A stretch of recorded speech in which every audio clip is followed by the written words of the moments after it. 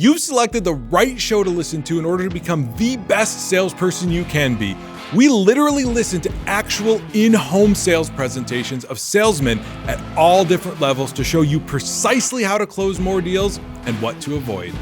I'm your host, Alex Mark. I built a sales-based home improvement company from $0 to $20 million in 2 years and then sold it to private equity. And I'm here to help you become the best salesperson you can be and put more money in your pocket. And welcome back to another episode of the First Call Closer podcast. Today, we are joined by a very special sales training guest, Jimmy Hammond. Thank you, Jimmy, for being here. Jimmy is a little bit different in a good way than our other guests we've had before. You know, typically it's always been somebody that has trained the sales rep. You know, they went through training with them. They're their manager, and that's kind of how we've done these critiques. But we're doing something a little different today with bringing Jimmy in, who currently works at Destination Motivation. I'll let him talk about that in a little bit, but really what we're going to dive into today is how to utilize that tool to close more deals on the first call. But before we get that, I also want to introduce Kyle over here, who is our sales rep for the day, who's graciously raised his hand and said, I use Destination Motivation and I'd like to get better at using it. And I'm willing to have one of my sales appointments put on for display. So we're going to listen to that today, dive into it. Just to give you a little background on Kyle, he's been selling for over 10 years now with the current company for how many years did you say? 3 would have been April. So a little over 3 years. 3 years in April. And for the current product line, just over a year selling fence and decks for Revamp Fence. Correct. And I pulled your stats before this because they're pretty impressive. You've sold just under $1.4 million in net sales year to date. We're only halfway through the year. So congratulations. That's pretty awesome. 35% net close rate with just over a $4,300 NSLI. So some pretty solid stats. But yeah, thank you guys for both being here today. You know, before we get into our normal little bit, I'd like Jimmy, if you could kind of tell the audience what Destination Motivation is in 30 minutes. Man, I'm really getting a long runway on this one. All right, guys. 30 seconds. We're the premier sales conversion and incentive program for anyone in the home services and home improvement industry. We really laser focus in on your sales process to help you with 3 huge areas that every company I know of is looking for help in right now. How do you close more jobs? How do you make those jobs more profitable? Increase his NSLI over there, right? And how to make sure those jobs remain as sticky as possible by not having any leakage on the back end are the 3 things that we really have a laser focus on helping all of our clients out with. Yeah, appreciate it. That's it's a good explanation. Definitely some issues that companies, I'm sure, would love to get solved and be able to improve on their overall metrics. Yes, sir. Now, before we dive into the appointment, where we're going to hear today, Kyle, going through a whole appointment, but especially focusing in on how he's presenting Destination Motivation, because as we get into it, it can be kind of a complex thing to present in the right way and not have it come off like a gimmick, right? We'll just put the elephant in the room out there. Is the initial thing I hear from a lot of people is, sounds like a gimmick. Wow. So how we're going to talk through today, how to make sure that we're not presenting it in that way and having it as a true value add. But before we get there, Jimmy, I always ask everybody that's in your seat, you've hired people through the years. You've seen a lot of sales reps. Mm-hmm. You've trained a lot of sales reps.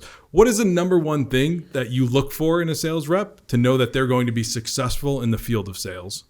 Well, I know you said 1, but I'm going to put it on 2 because I feel like they really lead into one another. Is 1, you have to have grit. Everyone can define grit in their own manner or term, but you have to be able to go through all the no's. I mean, sales is a game of no's in order to get to that yes, to be able to uncover that perfect opportunity. So having the willingness to continue on and knowing that what you're doing brings value to that client, homeowner, prospect, whoever it is you're talking to. And having that, this is the second part, authenticity. Be you. Like, I'm going to come in here, I'm going to be me, and I'm going to tell you how I best can help and what Destination Motivation can do. But you know what? That's not going to be the same way that my happiness manager, Stephanie, shares it. It's not going to be the same way my boss, Caleb, shares it. Because I can't be them. What I can do is I can understand the program, I can understand our product, I can understand our process so well, and then be authentically me. That's what resonates with people. That's what people hear from you, and that's what allows you to connect to them and relate. And that's what then gives you that opportunity to get your first call closed, because you've opened that door up for them to truly hear how you can help them out. And those are the 2 things I look for. Of A, grit, because you got to be able to have thick skin to hear a no, but also, can you be authentic? Do you try to say what somebody wants to say, or do you have the willingness to be you, run against the grain in some instances, and still get the job accomplished? Those are the two biggest things I like looking for in anyone I'm working with. Yeah, no, absolutely. That makes a lot of sense. You got to be you. If you're trying to be someone else and just stick to a robotic type of, whether it's process or mimicking who trained you, that's never going to work. Exactly. You got to be yourself. Take the best from what you can learn, but apply it to yourself. Absolutely. Now, Kyle, on your end, as somebody who is undeniably a successful sales rep, right? You're on track to sell over $3 million in product this year, which is no small number. What would you say is the number one thing that makes you successful in that role as a sales rep? Well, I don't want to go too much off of, because again, it's 100%. But one thing that, Luke, my boss, hires on is the authentic being yourself, making a friend is what he always says. If I'm in a slump and something's going wrong, it just happened last week. I didn't have the best month last month to my standards and to what I hold myself to. Yeah. Asked him just to, roll with me on an appointment. Didn't turn out the greatest. He found some things we can work on, but the main thing is you sold yourself to me getting this job. You brought in cookies. You went above and beyond. You put yourself out there. You just need to be yourself and utilize the tools that we have with First Call Closer to guide yourself through it, but just make a friend. And people want to buy from people they like, not as much as what the price is or the product and whatnot. They like to buy from people that they like. So that's always what I go back on. Not take, if you're having a rough week or whatever, not taking that into it with the appointment with it, and just trying to be committed to always growing too. Definitely. I think that always growing thing and what you said there, it just hit me because I know a lot of sales reps that will get in a slump and they'll just get in their head, right? Mm-hmm. They can't break out of it. They're just the next appointment. They just remember the last one and it's a cascading effect. And sure, that could have happened to you. That can happen to any of us.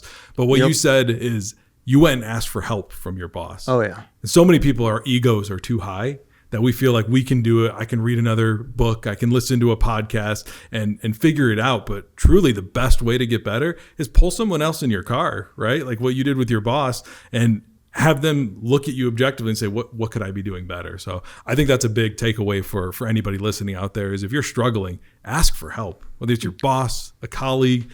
People want to help. Someone's been in those shoes. They, and sometimes it's the monotony of, you're in your car every day, all day, over and over and over again. It's a grind. Just going and riding with somebody, your boss or colleague, whatever, just to kind of break it up. I also try and go in the mindset of I just sold a 40,000 deck, the lead before that. I might not have, but have that you get that rush, just try and give that Pump mindset. Yourself up. Yeah. One thing I'd chime in on that as well from the manager's perspective and leading the sales team. Unfortunately, a lot of people really focus on the person who needs help the most, people that are closing at the lowest percentage, not people like the Kyles who've already dropped in 1.4 million. So they may not think what for you is an off month. That's still a banner month and a great month for a lot of reps. Right. So unless you're proactively reaching out and looking for that help, they might just think, oh, Kyle's good. He's got this. He just had an off month. He's going to kill at this one. As opposed to you being proactive, having them come in the car and really knock that out immediately. Those are the kind of things that not only help you out, that helps the team grow. Because when you see the other people on the team and they have the best person out there that are looking for help and they want to have those ride-alongs, they want to crave that feedback, that only encourages that kind of activity on the team as well.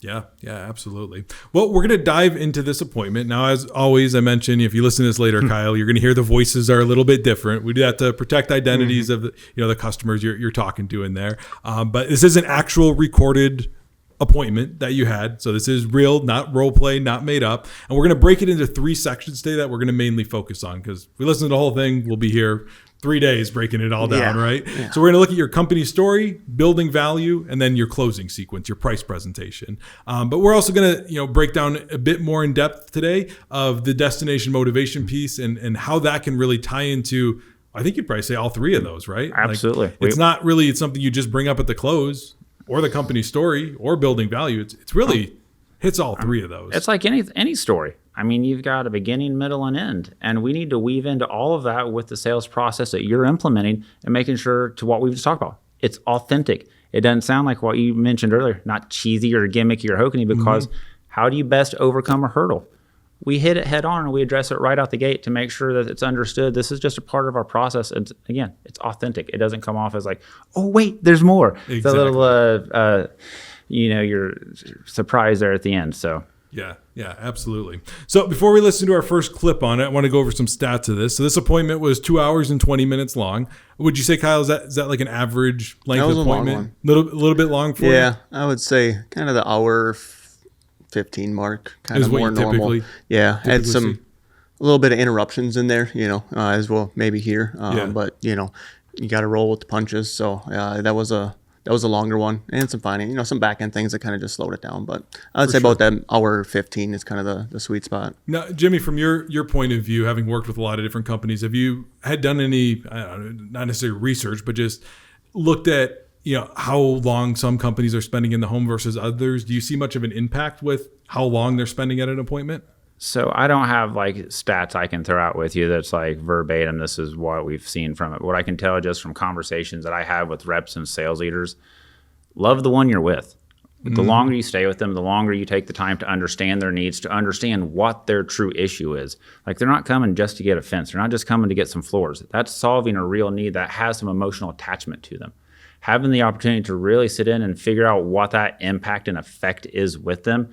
And now you present an amazing solution that captures all of those needs. And we'll talk about here in a little bit while we can throw some cherries on top to really knock the offer out of the water.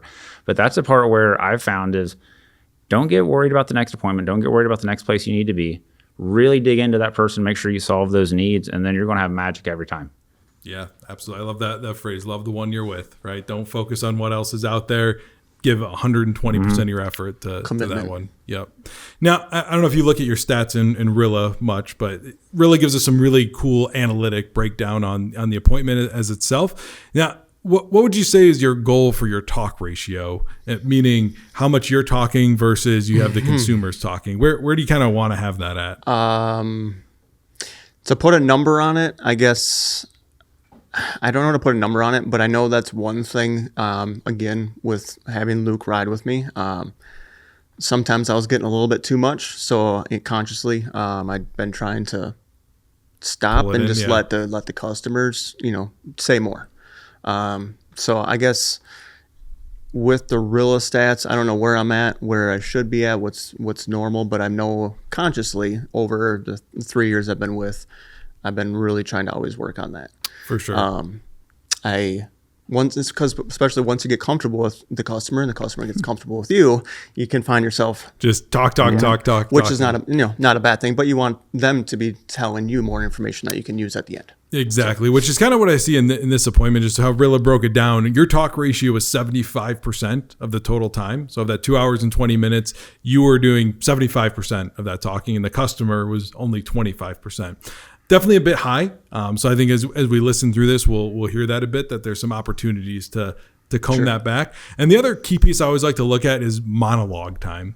How long did you go off just spewing information before pausing to ask that question or getting some interactivity is one of the key indicators of how much engagement there is that results in the close. So your longest monologue was 3 minutes and 12 seconds.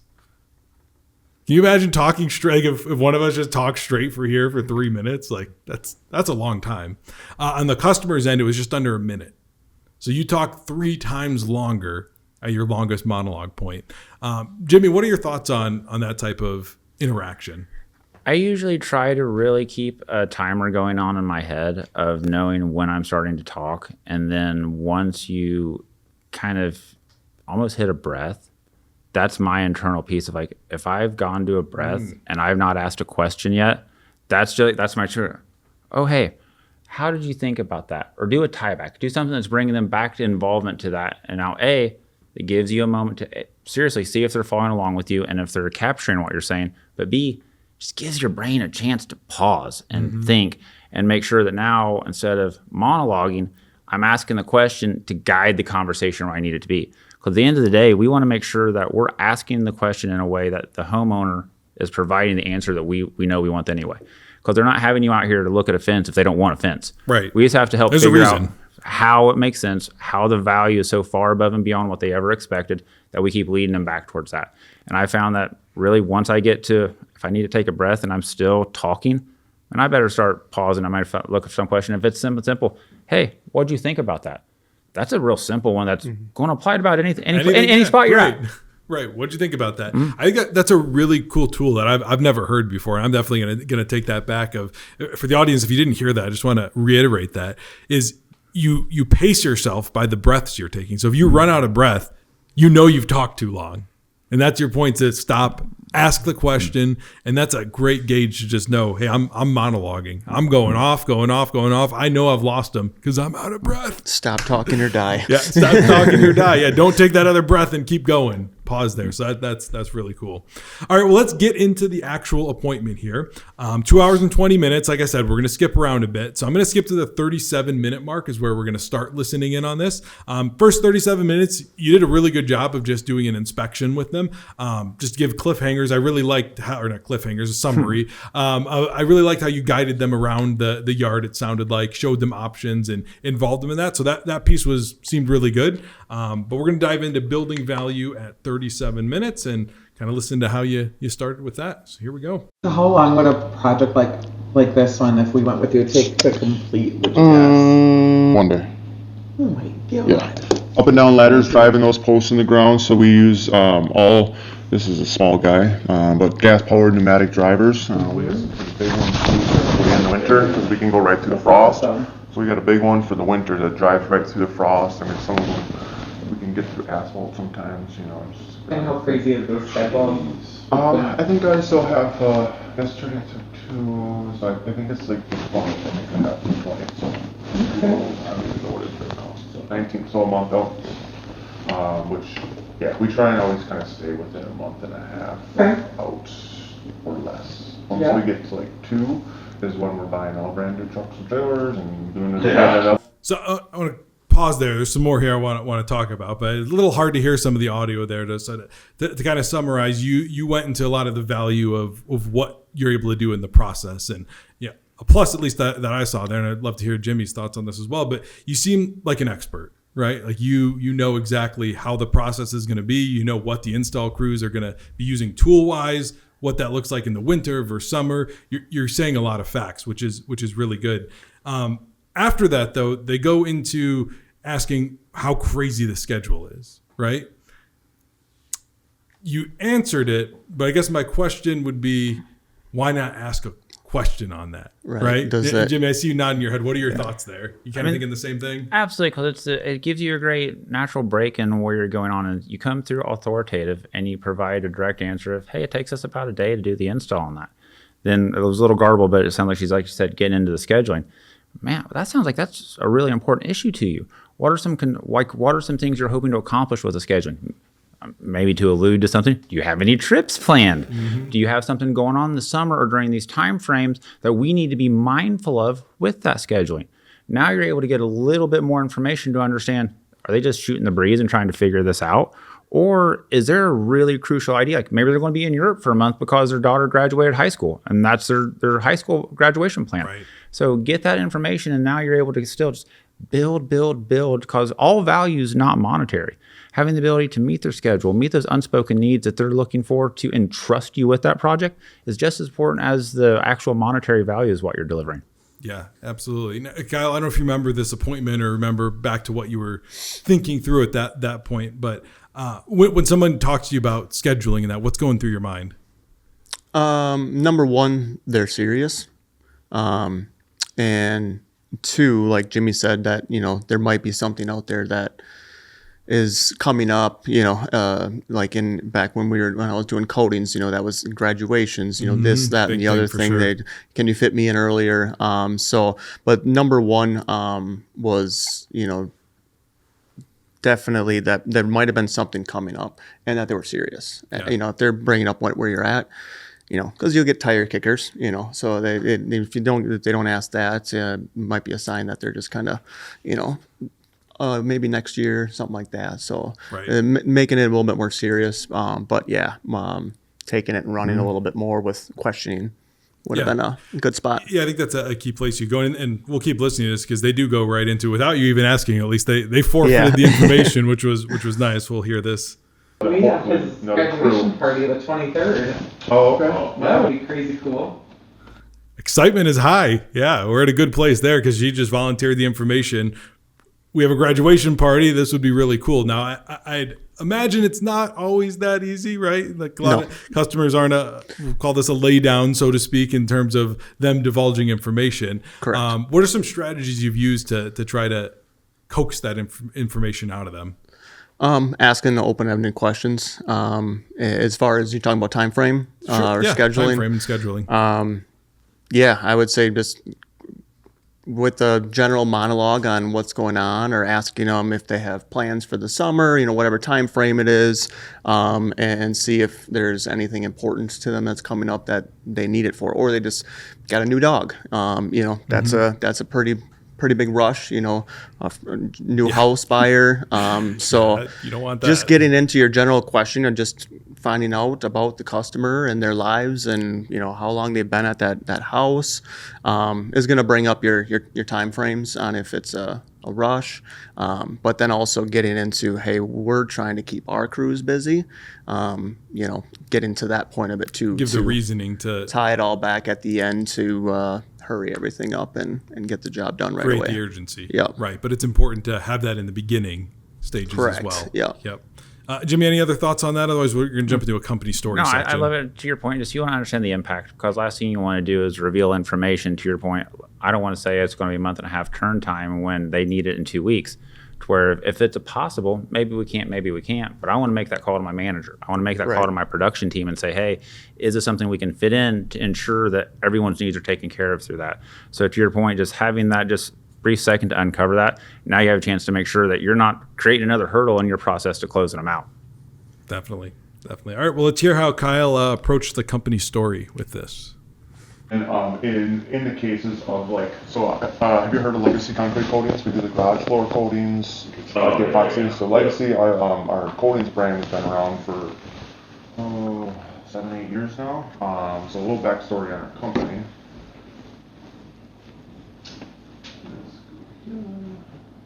So we started out.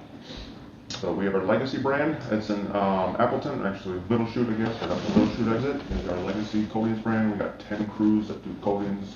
There's we like 200 garage floors that we started. When I started 3 years ago, we were the 7th location underneath kind of the revamp companies. It was just TSR, and they acquired legacy concrete coatings. So that's how it all started. We had 7 locations, and then we acquired Icon and Polypro, and then once we had 4 different brands is when the CEO was like, I think I should create like a parent company name, revamp companies, and then everyone has their own brands. We all do the same process, same professional training. All of our product for our coatings actually comes out of Wisconsin, and we're in 15 different states. I'm going to pause there because we go on for a bit longer, similar to that. Now, before you say anything, Kyle, I do want to ask Jimmy, because Jimmy's in a unique position here you haven't been through like revamped sales training. You don't know that inside of it. So I want to ask you more from the consumer point of view of what you're thinking hearing that company story from a fence and deck company. I'm wondering why you find it applicable in this particular instance, because they're not buying, floor coatings from you. We sit there and listen to, I don't know what was the length on that, a minute and a half. We were over a minute. But to your point, on monologuing on pieces that's not what we're out here for. Like, I want to keep it laser focused on where we're at, what we're trying to accomplish, and that's the fence. Now, if there's some tertiary things that are applied to that, like, hey, this amazing company that kind of pioneered some concrete coatings named TSR, say they've got some support for us, but making that a small portion of it, not the main event. Right. That would be what I always want to concentrate on, is at the end of the day, you've got your product and you've got truly whatever is your emotional appeal. Because that's the part where you have to open them up and get your hooks in them per se, and have them be willing to hear all what you're doing. And when you start monologuing, you're going off script, that's where, again, you start get disinterest, you get long sales calls, and you get people that are just glazing over, waiting for it to get done. Yeah. So that would be my kind of consumer perspective, where my own 2 cents of not going through it, where I think you could really tighten that up a little bit and keep on point of why they called you out here, which is going to be putting on an amazing fence for their graduation. That's what I'd want to learn more about. Hey, who's all coming out? You haven't anyone coming in from out of state? You're having a bunch of guests who are coming out here to see this awesome fence we're going to put out here for you guys.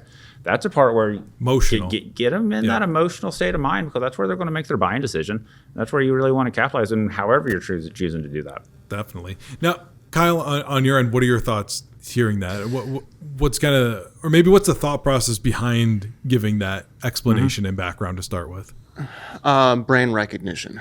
So people, with all the marketing we do now, legacy being around for a while, basically, I always thought of this as I started. We're starting a company from scratch. No one knows the revamp brand name company, up there. right? So tying that together of, we've been doing this. This is our growth. Because a lot of warranties, company goes out of business, your warranty's nothing. Absolutely. So we've been started here, and now we're here, and we're planning on going to here with all the expansion that we've done, and we're not going anywhere. Your warranty is going to mean something. We're not going to be done in 5 years, or give you a 5-year labor warranty like a lot of fence and deck companies will do. Right. So I felt, and I could button it up definitely. Drug it out pretty long, but having that connection of, because I almost every time it's like, We've heard of Legacy. Yep, seen them on TV right before we revamp ads. So it just bringing that brand recognition is why I always do it in my presentation. I think that makes a lot of sense. I think the key is having a story though that ties it together and not just talking about the history of the company and the private equity and the bought here TSR, because they don't care about those. Sure, they more care about legacy. Like I'm thinking, if you indulge me, presenting it more of in a way, let's say you were my customer. Kyle, you've probably heard of Legacy Concrete Coatings. Yeah. Yeah, you're familiar with them. So really cool thing. Luke, the owner, founder of Legacy, he had a background in building decks for the longest time, and he built this really successful concrete coating business. But he saw about 1.5 years ago a need in the marketplace here to build high quality fences and decks to the same caliber that we've done for our concrete coating company. So we started Revamp Fence and Deck 1.5 years ago, backed by the same installers, warranty solutions that they have at Legacy Concrete Coatings to meet your needs and be able to build this project out for you. Quick spitfire there, but a way to tie it back into that in 30 seconds or less and tell a story with it, right? Like, what's the reason we went from concrete coatings to fence and deck? Sure. Right. That makes sense. Have some kind of story there with it. I don't know, Jimmy, any other thoughts on that? I love how Rilla allows you to record and go through this so easily right now in this way. Like, I'm sure as you heard, it's like, man, I could probably be a lot more concise and I could tie that together in so many ways. And now, literally within 3 minutes, we sit here, chopped it up, had a way that your company's story is compelling. It's driving the value you have from brand recognition and length of time. And now it's all done. So, I mean, that's the part which I love so much of hearing these. Like, once you get past your own head trash of hearing your voice on all of these, it's so powerful and so valuable to be able to, in real time. Get that fit. What you're saying there, nothing's bad, but how can we craft it to something that is more engaging and shorter? Exactly. Yep, exactly. So definitely take that back and kind of morph how you go into that. Because I agree with you, like the brand recognition, that's huge. People don't know your company. If you have a new company, you got to tie it back into something that has the credibility. So definitely get that. All right, next clip is going to be more about building value again, talking about different ways to do the project. So definitely love it when I see these in here. 3 ways to do a job. You got the DIY. Is that something you guys were thinking of doing it yourself? No. Okay, fence. No. General contractor. Basically, they're going to. That was a key piece, just kind of nugget to keep in your back pocket for later. You said no, not that fast. Maybe an opportunity even to dig in a bit more there, right? And ask, why not? Like. Obviously, you know the graduation party already, but just have them say it again. Even if you know it, just have them remind themselves. I got that graduation party. We got to get it done by then. Those Home Depot, Menards, Fidos, events in the box. They do have kind of custom ones that you can do there as well. Usually it's a thinner plastic, not very great for those sounds. It's really cool and it can crack really easy. Or you see it gets chalky or it doubles a lot quicker. So there is always typically recyclables in vinyl. It's just dependent on how much you put in there and how good the quality can be. So the way they're refining it, there is a lot, recycled jugs and stuff. But if you're doing a lot of percentage of that, is when you get like the chunkiness and you get yellowing really. Again, 1-day installation. The limited lifetime warranty. So the limited side of it's basically for normal weathering conditions. Just like you get vinyl day 1, take a picture. So it goes on for about another minute, kind of like that. Jimmy, what are your thoughts on what he's got there? I mean, same thing as kind of before of, I like the direction we're going. I just love being able to ask questions to get to the same place of it. Because like I look at it of, you either can capitalize on their stories or your own stories as well. So you have your levels. So if I'm doing a DIY, man, do you have any horror stories you tried to fit on your own deck before? I'll tell you about mine. It took me 9 months. My wife literally about kicked me out of the house because I destroyed my backyard for so long. Then keep on to it with the Home Depot one. I mean, you've been around your neighborhood, right? You seen Bob's fence down the road that looks crap? That looks like a Home Depot fence because the materials aren't suited. They're not set up for the environment we're here right now. That's why we're here. We talked about our company story earlier. We're going to be here. We got the products, warranties, and guarantees to back up what we're talking about. We want to make sure that you're getting the most value you can for what we're going to be installing for you. And that's why we're truly the best choice that you're going to have, because we're going to be able to have the product stand up to the environment. And we're going to be able to have the people that are going to be here 1 year, 5 years, 10 years from now to make sure if you got a question, we're going to be your go-to person for any of those needs you have. I like that because you're just asking questions and getting them involved, telling more stories rather than just pitching the product. So, right. Yeah, I like that. Again, a lot of talking. Again, a lot of monologue. Getting the emotional, asking them, how do you feel about that, or getting them. Yep. Now, this next section is interesting to me. I actually think this is one maybe you should have talked a little longer on. That it seemed cut off. So I want to ask you on it once we listen to it, kind of what your thought process was. Sure, home improvement, whether you are a DIYer and want to know what material costs are at that time, or you hire it out. I found a really cool website. It's called HomeWise. It's WYSE. It's, you put in the linear feet of stuff, the square feet, and it kind of gives you what low ends should be and the high ends for like for the vinyl one. It's like for white vinyl. There's contractor, you can grade it like contractor grade or consumer grade. So I mean, you can really kind of so you make sure you're not getting bamboozled, and gives you what low ends and high ends are. So that's all that's talked about on that throughout the appointment. What is the objective with bringing up this HomeWise site? I still do every once in a while use it as a price conditioning method. So it gives you lows and the highs. Put the linear feet in, and it's based on the location, just to show them kind of where, because especially we're most of the time the first ones there. So they didn't get any other quotes. We're the first one there to basically drop the ball on them on what, how much everything's been inflated and how much costs are nowadays. So I put that out there to be like, kind of, this is where things are now at, for the market. And then we're usually fitting in there.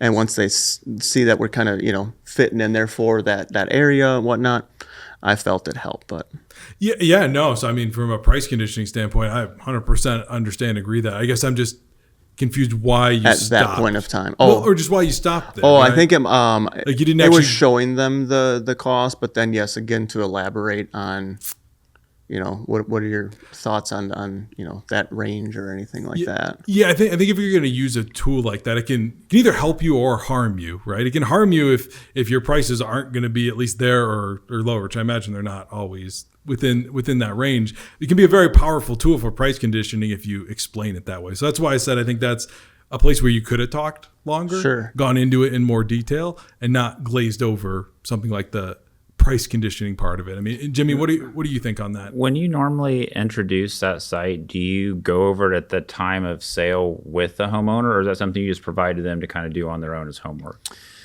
I would say more often than not, it's after the inspection, coming in, and it's at the table. So not necessarily right before giving them their price always, but it's there when you're sitting down at the table going through the first call closer, and before you present the price is what I'm doing with it. So you're actually going to the website and pulling pricing up to share with them, or you just say, hey, here's a great website. That you and also I kind of pitch it as another, helping them out. We're there to help them out. Everyone, if you own a house, you always got some sort. I mean, there's literally everything on that app or on that website. So just another tool for them to have in the future to make sure that they're making good buying decisions, because we want them to make good buying decisions and choose us. I'd always, I would caution where my comments are going. This is the biggest part that I always would say from hearing that. I want to make sure I'm never introducing something that raises more questions. And if I am, I want to ensure that I have my path around that already planned out. So I know these are the questions, these are the way I guide that conversation. So once I introduce it, this now isn't going to be something, well, let me think about that. Let me see about this, because at the end of the day, I always have used part of my sales is I want to help that homeowner make the best possible decision with all the information we can provide them right at that very moment. Because you're the expert, you're the specialist in exactly what's going to be their best fencing needs. And I'm sure there's some people who said, hey, we're not the best company for you. There's something else that you need to go and look at. And to be authentic with that, I want to make sure that I only give them the information that they're asking for and needing to make a decision, not as much as I humanly can, because then you get into information overload and then you kind of, you're frazzling them and you're not helping them in that regard. So that'd be the only thing I would, without fully understanding what all you're doing and how you're introducing that, would be, I guess, my caution piece. Yeah. Just if you're going to do it, make sure you're really guiding them through that to, again, get to the place you want to be at the end of that conversation. Definitely makes sense. So next piece, we're now 1 hour into the appointment, and this is the first place that destination motivation comes up in the conversation. Jimmy, when you're training people, is there a recommended point within the appointment that you recommend they first bring it up? And if so, how? With all due respect, a hell of a lot sooner than 1 hour. 1 hour? Yeah, so I can say that without a shadow of a doubt. But at the end of the day, we want it to be an authentic extension of your sales process. And you don't want it to be cheesy and hokey and gimmicky, because let's be honest, we're talking about attaching an amazing travel opportunity to a construction project. Right off the bat, there's going to be red flags. People are jumping off. I'm going to be trapped in a closet for 5 hours on some horrible timeshare presentation. Exactly. So those are the first things everyone thinks off right off the bat. And if you don't address that head on and go with the elephant in the room and make sure people know there's a real reason why you're doing it, it's an authentic and unique way to give back to a homeowner that's entrusting you with this project. Because, I mean, let's be honest, Revamp's not the only fencing company that someone could choose for their fencing needs. 100%. So let's make sure that we're finding this amazing way that's a little bit different, a little bit unique, and a whole lot of fun. That's going to be a way to give something that little extra that they're looking for to make that decision. Because to your point, you've already got the legacy, you've got the products, warranties, guarantees, you've got this reputation, you've got the install. Now let's make sure that there's no reason at all for you to be walking out of there without a signed contract because of this amazing vacation opportunity that I'm sure we'll talk about a little more in a moment. All right, let's hear how Kyle presented it. It's just probably one of those 3-minute monologues. I mean, hats off to Kyle as well for allowing us to put his call on blast and allowing us to say through this. I mean, that takes a lot of sack, man. I mean, way to put yourself out there. Appreciate it. Here we go. Was there any questions or anything that you guys have for me as of yet? So yeah, with the promos. Oh, the other one too that I can check on is we get from our manufacturer, Vecca is the name of it. So they partner up with a company called Destination Motivation for some of their vendors that like us that do a lot of business with them, and they give us vacation vouchers each month. So it's limited. So you can do condo or cruise, on the resort or cruise.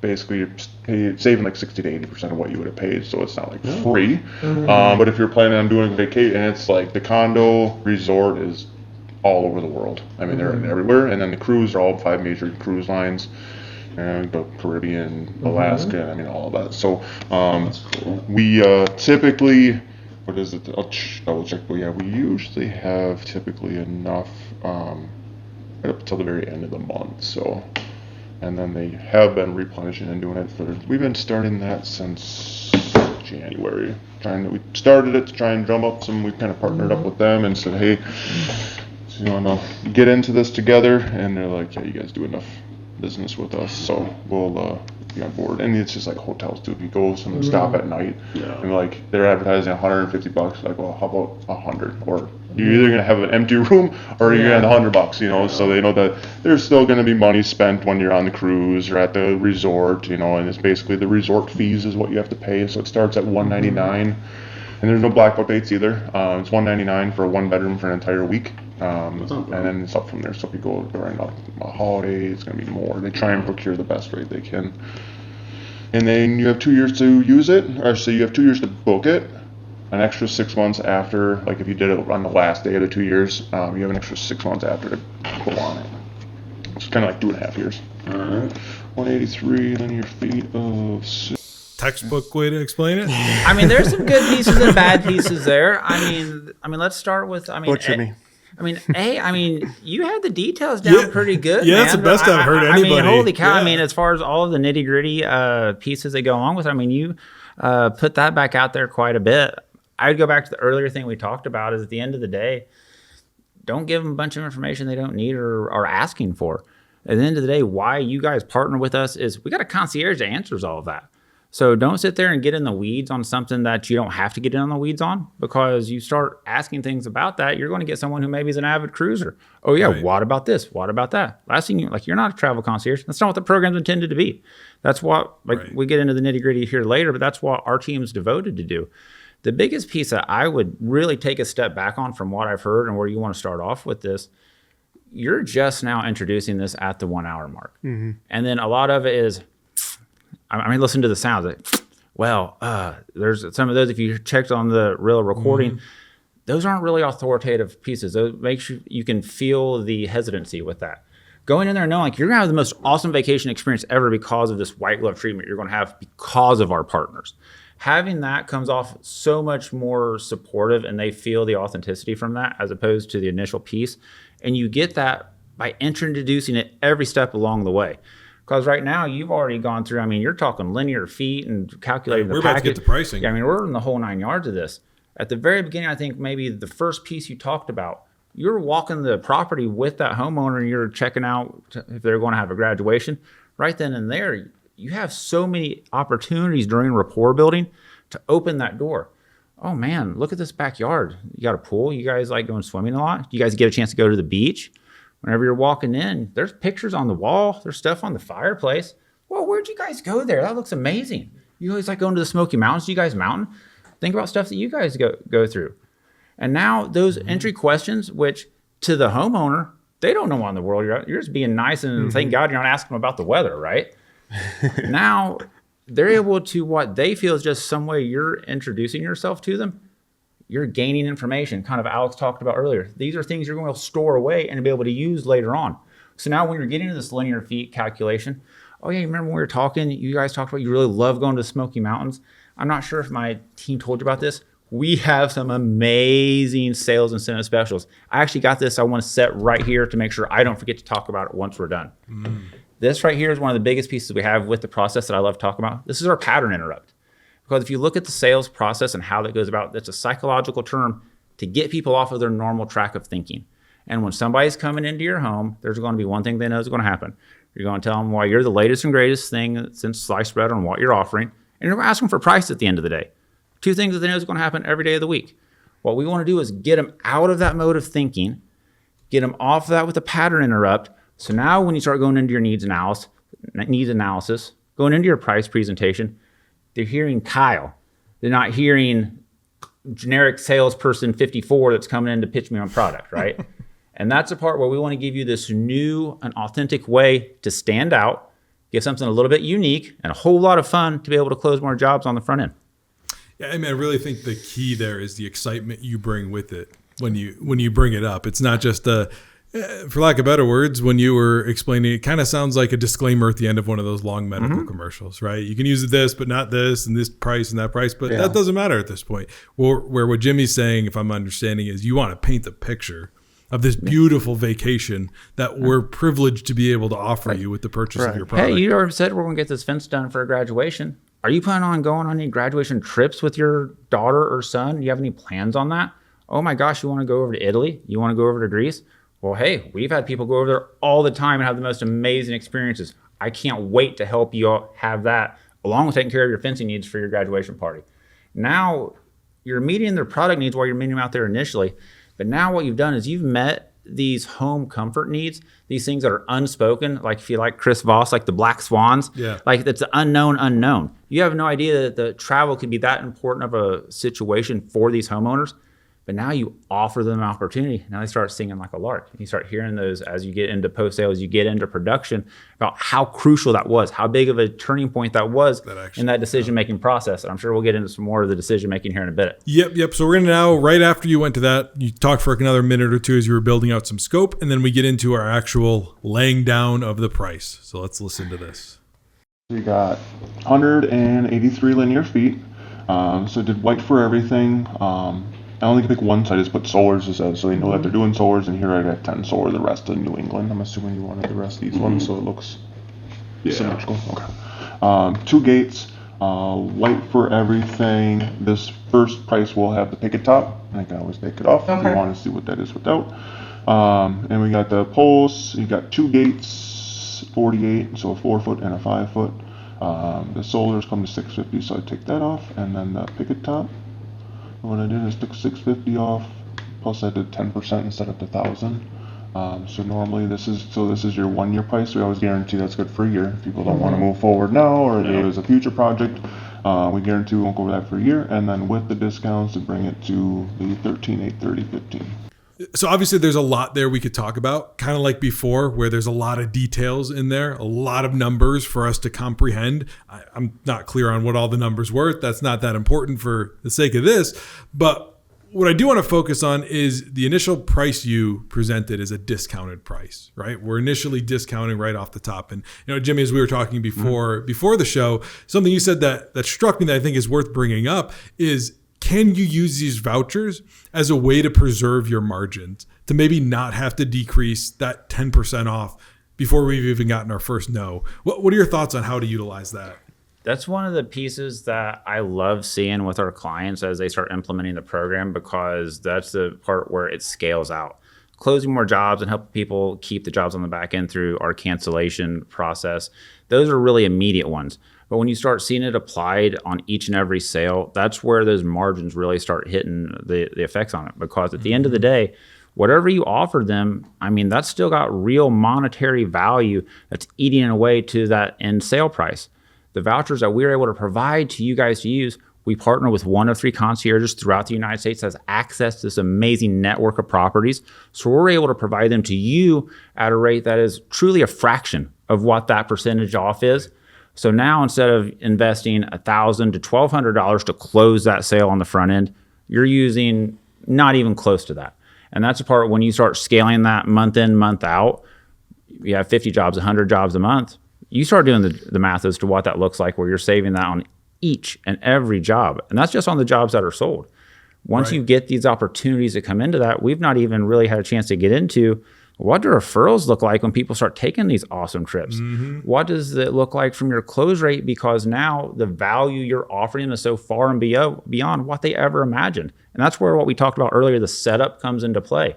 If this homeowner's dream trip is going over to Italy or Greece, Alex, I'll throw it to you. You just talked about you're going on some trips lately. Right. If you want to go over to Greece or Italy or name whatever bucket list trip you want to go to, how much money are you going to budget to go over to an awesome place for a week? Oh man, easily 10 grand these days, easily. 10 grand, dude. All right, so let's run off of that number in a homeowner's eyes. You're coming here trying to sell me a fence and, oh, hey, here's $12,000 fence. Here's you $1,000 off. Or, hey, here's a $15,000 fence, but by the way, I'm going to help get you over to Greece that you may have thought you were going to spend 10 grand on. Maybe it cost you 2 or 3. The perceived value there. That word right there is the biggest part of all of it, because it's the perceived value. And it's not only the monetary perceived value, it's the emotional perceived value. Because is it you and your loved one going on a late honeymoon trip over to Greece?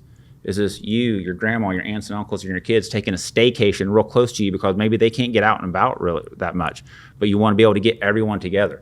Those are the things. I'm getting cold chills thinking about this, because we hear these things all the time about how important these trips are, whether it's family, loved ones, friends that you're able to gift these opportunities to, or you go and take with them as well, because that's where emotions are at. Your friends, family, and loved ones. And this is why we want to help really kind of dig into that emotional aspect of it. Yeah, Kyle, hearing this, maybe this isn't a way you've heard about presenting these before. What's going through your heads? Is this something you think could work, or you're like, nah, nobody's gonna, this is still cheesy, I'm not gonna say this in the home? No, the biggest thing is the emotional side of it. So again, digging into, finding, the pictures on the wall, all of that, so you can really pull at the heartstrings, is going to be huge. Those are the big, everyone talks about active listening. I talk active scanning. Right. Because at the end of the day, you pull that information in and use that as the questions you're asking about, because it shows, from the homeowner's perspective, they give a damn. They're actually looking at what's around them and asking stuff that's relevant to them. And then you're able to continue building off of that, and that shows likability, and it shows your ability to relate to what's important to them. I think that's the biggest thing as well, as to what we talked about earlier, is let's get them talking. Right. Get him talking, ask him questions. So let's listen to another clip here, though. After you drop the price, where does it go from there? Well, I mean, you'll leave us all these numbers, right? Yeah, I mean, An email. without, is there anything that I could do to get you on the schedule so you can get it in before the What is it without timeframe? the black accents? I'm just wondering the difference. Although the black is pretty cool. It'd be about 1,000, so it's 12. That's So definitely worth the black accents. Yeah. come to 12 before the 10% discount that I did instead of the 1,000. So I did 10. That'd be pretty sweet to have that done before graduation. Sometimes I can steal them, but yeah, the decks are at July 1st anyways, so I wouldn't even be able to grab one of the deck crews. So yeah, the 20th is my absolute earliest one. And then the, And I mean, we do have 2 more quotes coming. So I don't is know. there anything in particular you're looking for? So I want to make sure I point that out. Your presented price, you got through all of that, and now you have the objection. One, you have 2 objections here, really, that you have to overcome. One, I want to wait. But then after they got past that one, because they want it done soon, they want 2 other quotes. Yeah, Jimmy, do you think there are ways that you could play destination motivation in there and the vacation vouchers to help overcome the dreaded, I got to get 2 more quotes because that's what my grandpappy told me I got to do? Absolutely. And that's part where you are able to go off of, again, the way the system is set up and the way the vouchers work for your team. You have a limit from the sales perspective. You have no idea when these vouchers are going to be off, when the special is going to be done. I mean, there's revamp people all across the metro area that are selling jobs. If you run out of them, you don't have one to provide them. And that's the part where letting them know that, A, that is something that if the vacation voucher is of importance, you want to make sure you get them in and get one of those. But just as important, what it sounded like from them, that timing was really important as well. Right. What I really like doing, and this kind of goes into coordination with the destination motivation, I call it like the manager call, the Godfather call, however you wish to phrase it, but flip it back to them. Mr. and Mrs. Homeowner, it sounds like you've got a few other opportunities and bids in front of you, but timing is a really big issue. Outside of the pricing and things we have going on, if we're able to take care of this timing issue, is there anything else holding us back from being able to earn your business today? And now you've tied back, you've made them really get to the real issue that's holding them back. Or if that's it, hey, can I maybe get my manager a call and see if there's any strings I can pull, see if I can do anything to be able to get you on the schedule so we can make sure we can make this really important high school graduation party for you.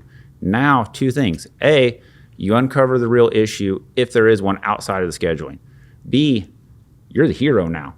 You're going to bat. You're going to fight with the butthead manager who doesn't want to schedule it, doesn't want to put anything on, is telling you can't do it, and you're going to come in, and I've really moved heaven and earth, Mr. and Mrs. Homeowner. We can get you in for the vacation.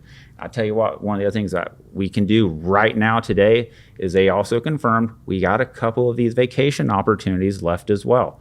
And again, I don't want to beat a dead horse on this, but this is where having the setup initially is so important, where you can tie back to, hey, do they go on cruises? Do they cancel their last couple of vacations because their kids had sporting events or because whatever reason inserted there that comes up?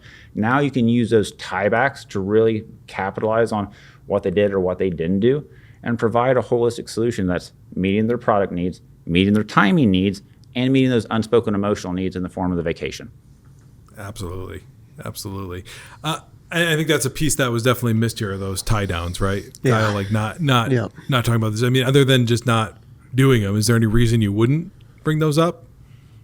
You wouldn't get that tie down before getting to price presentation of, like Jimmy said, is there any other reason other than price you wouldn't move forward with this today? No, I mean, just doing it. Miss just the process. missed it. Yep. Which happens to all of us. It absolutely does. So I'm, for time's sake, going to fast forward here a bit and give a spoiler. You actually closed the deal. You did sell this deal. So that's awesome. You end up selling it with financing. You know, you kind of skip through this process because we're running out of time here. But you did a good job navigating through the financing options, selling them on a payment, and they got to the point where they said, "Yeah, let's go ahead and lock this in. Let's get it done. You can do the 20th." So definitely good job on that part.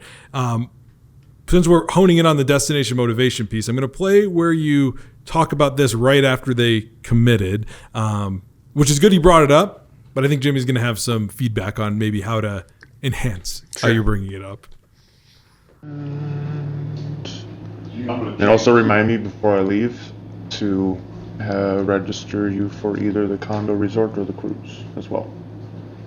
And then basically you get the voucher when we're done with the job. You go on their website, and they have a whole concierge team, And so you they're can going to use call. it or not use it as. So yeah, we give it to you no matter what. You can transfer it. So if you someone wedding or whatever, if you want to give it to somebody else, you can transfer it to somebody else, and they can redeem it.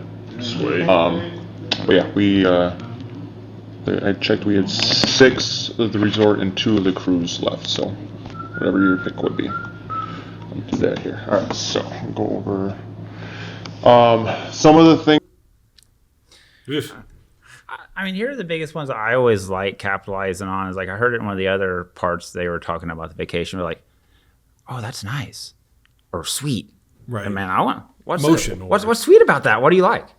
Like get them talking about that, so that way again it just further solidifies the sale on that, because now they're telling you in their own words why they appreciate or they like something that you're offering to them. Because it solidifies it in their eyes.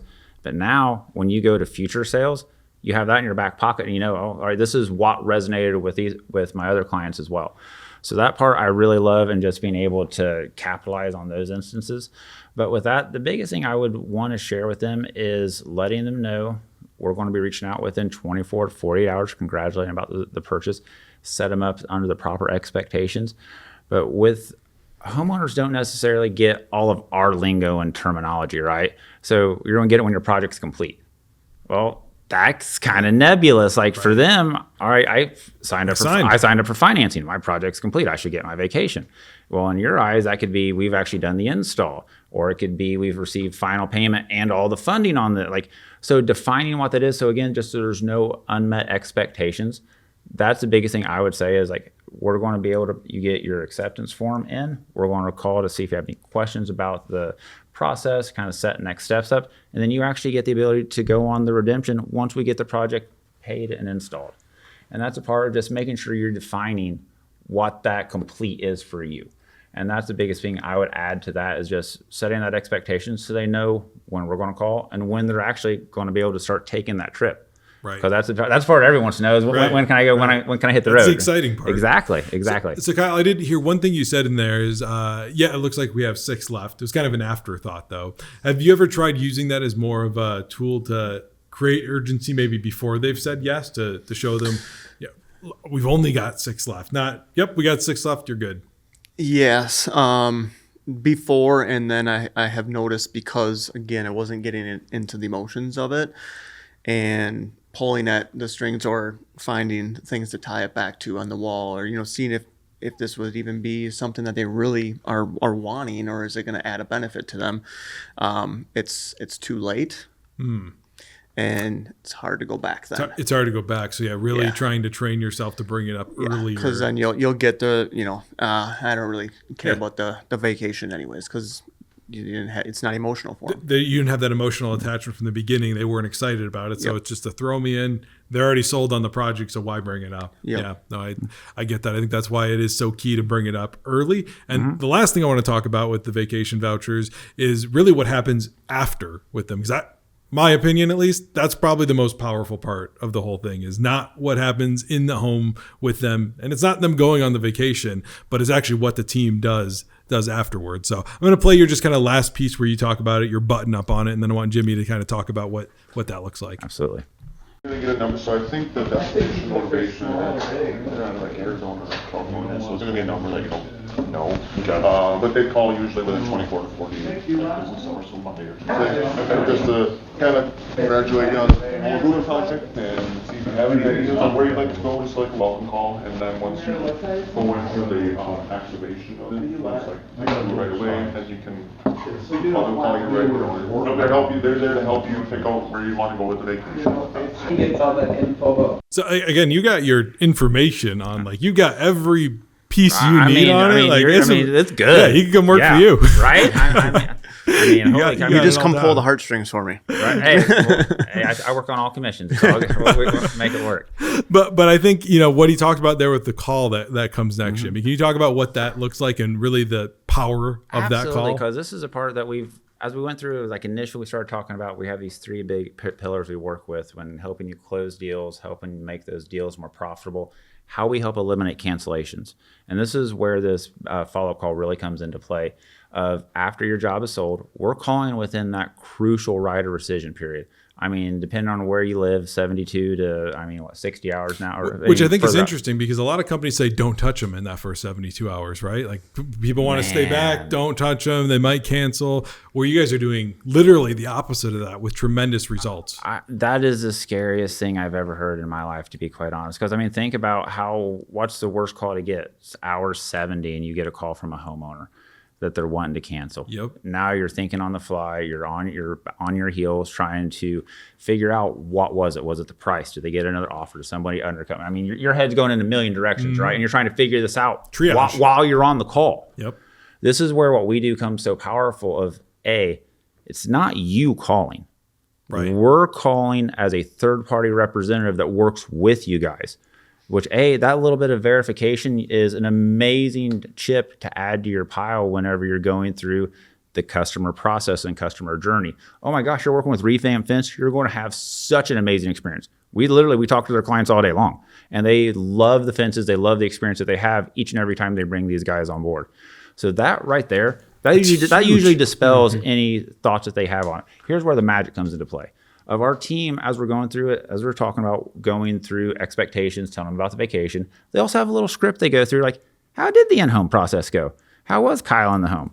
And obviously, when you don't have Kyle right in front of you, they're going to be a lot more authentic. They're going to be share a lot more, like how awesome Kyle was, or maybe how awesome or not awesome Kyle was in some cases. Areas of improvement. That's right. Kyle That's talked a lot. But in any of those questions, any of those instances, if we get the thought that there's cold feet, that there's consideration of them not moving forward with that project, we give you a heads up. So seriously think about this from a sales perspective. That's huge. Instead of receiving that call, having no knowledge, no workup about how you're trying to save us, and truly thinking on the fly, now proactively you're reaching out to that homeowner, seeing how things are going, what can be done to ensure that this project is the most important thing and the best thing they can have moving forward for their family. Now you're just checking in to make sure they've made the best decision, not trying to change their mind or talk them out of a decision that, let's be honest, if you're getting in that call, their mind's made up. Right. That's a very, very hard call to walk back out of. Mm-hmm. So when you can come in there and proactively address that and hit that issue head on, it's just like with destination motivation. You got to be proactive and set this up at the very beginning and go through it each step of the process, where if you just throw it on the wall at the very back, you can get some results, and you may save some of those cancel calls that come in, but you're not going to get the best process. You're not going to be as efficient as you are with that by being able to be proactive with that. So that's a part that I think is really the biggest part of the special sauce is we have this team. They make these outbound dials to each and every one of the acceptance forms that are coming in to congratulate them, thank them for the purchase they had with this amazing company. And then on the rare occasion there is something we need to, we can give you a heads up so you can kind of come in on that white horse to save the day. Right. Jump in there and call them before they call you. Exactly. In that case, you want to do it because they were going to cancel. Exactly. So, Kyle, what experience have you had? Have you heard from customers you've given these vouchers to? Have you heard anything back from them on how they liked them, didn't like them, how those calls went? Not personally, to be honest. So this customer did ask at the end of the project being done if they needed to register. Okay, so they remembered it. So Good. they did remember it, but we did register the form that I'm assuming your back-end team gets. So at that point, they might have missed the call. So what is the process as far as what those calls? So like I try to explain with the customer, hey, it is from an out-of-town number. It should be within 24, 48 hours. This customer by chance must have missed the call because I did register them on the spot. So we reach out in a couple of different ways. Our initial outbound is going to come from our team here. They're California based, so you're going to get a 949 number to congratulate you about your purchase. From that point, we have a follow-up email and the redemption form itself that will have the number and website for you to actually go and redeem the vacation once you've earned it. Because it is a little bit of a process where we don't hand them the redemption voucher just because they signed a contract with you, right? So they get an acceptance form, which alerts us to make our outbound call. Then once you've gone through and completed the project, they'll then be provided the redemption form. That form has all the contact information for the concierge and who they need to reach out to. And then we also have an email that follows up with them to be able to respond and go over anything they may need as well. Gotcha. Awesome, guys. We'll definitely appreciate you being here. Before we sign off, Jimmy, any last pieces of things you'd like to share people should keep in mind when they're considering adding something like a vacation voucher program?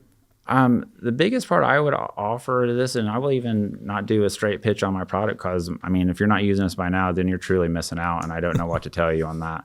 But you need to find the ability to dig in emotionally. Vacations, people have one of two things. They know what they cost because they go and do it anyway, or they're not going because they can't afford to do it.